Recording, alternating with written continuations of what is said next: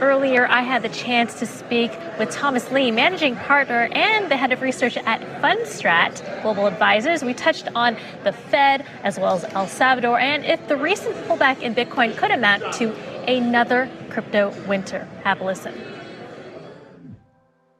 I think today crypto has come a long way in terms of the quality of participants, the expansion of participation.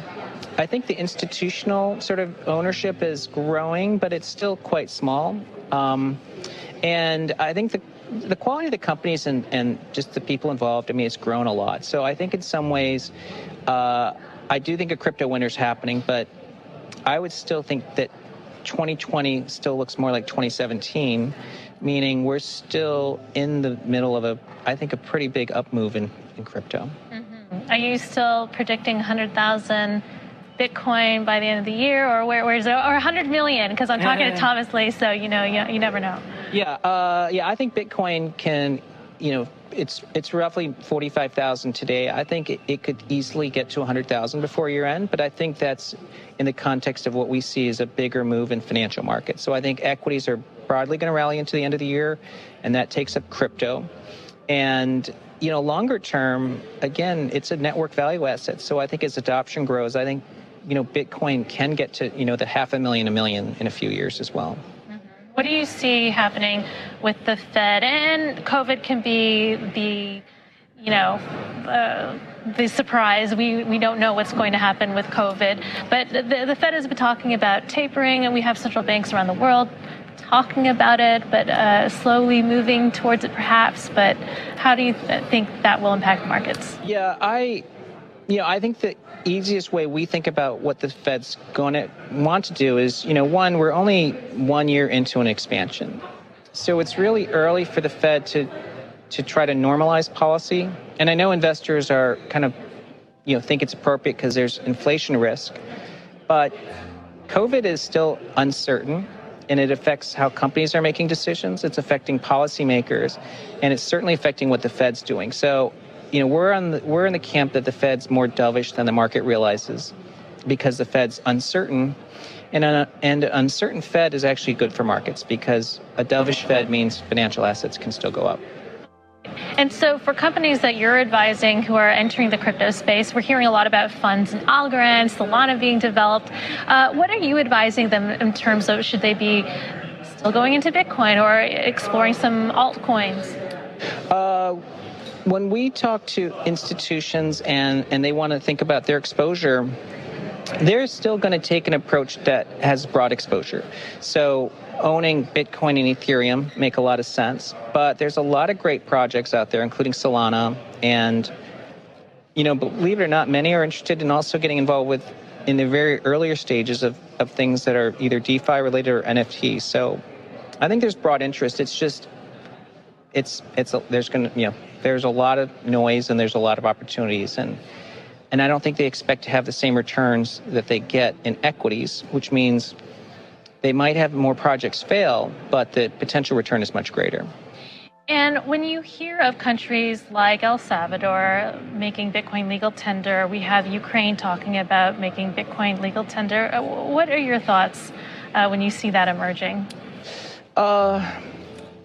It's important to watch, but it's fraught with a lot of problems because some of these nations have a dollarization issue, or they're highly in debt, or their regime isn't considered stable.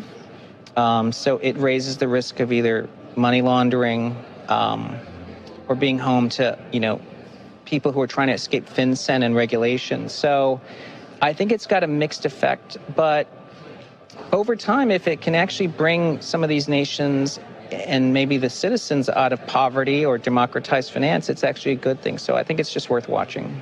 Okay. We also have the SEC Chair Gary Gensler appearing before the Senate on Tuesday. What are you anticipating coming out of the regulators in the United States as they start investigating DeFi, even Coinbase in their crosshairs? It's very difficult to predict what regulators will do. They tend to watch, take a lot of notes. They don't have to be in a rush. And then when they make a decision, it's going to be decisive. So I think one of the best things that the industry should do is try not to antagonize regulators, but it's very uncertain. And Gary Gensler, is very educated on crypto. I mean, so it's not as if he doesn't understand the space. Right. Everyone thought, well, he taught courses on blockchain cryptocurrencies at MIT. Everyone thought that he would be crypto friendly.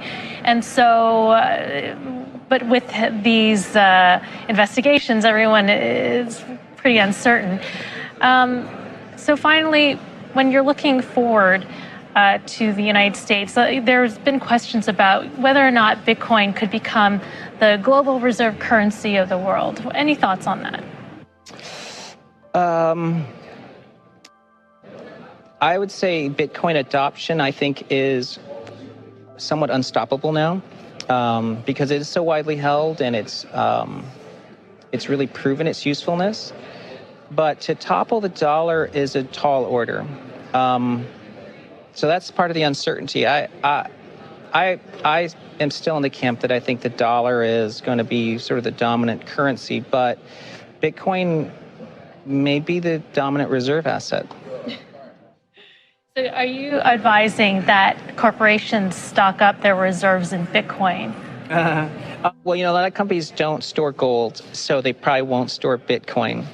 But it will make a lot of sense for companies to really deal with digital assets. And I think Jeremy Allaire in the panel today made a great point, which is, when you look at stable coins like USDC, it's really much more useful for micropayments than dollars. Because, in dollar, the smallest unit is a penny, but with USDC, it can be fractionalized. So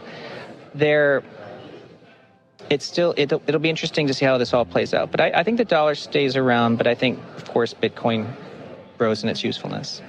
In terms of stablecoins and cryptocurrencies, when you have negative rate environments, does that pose a more attractive place to put your assets and your money? Yeah, absolutely. Now, when it comes to negative rates, I think the best way to look at it is the level of interest rates less inflation, so a negative real rate. And for the last 120 years, the U.S. was in a negative real rate environment for 26% of the time.